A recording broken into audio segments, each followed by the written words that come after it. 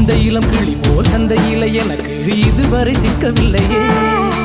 என் அழகு ரசிக்க என் நெருப்பை அணைக்க இளைஞனும் கிட்டவில்லை.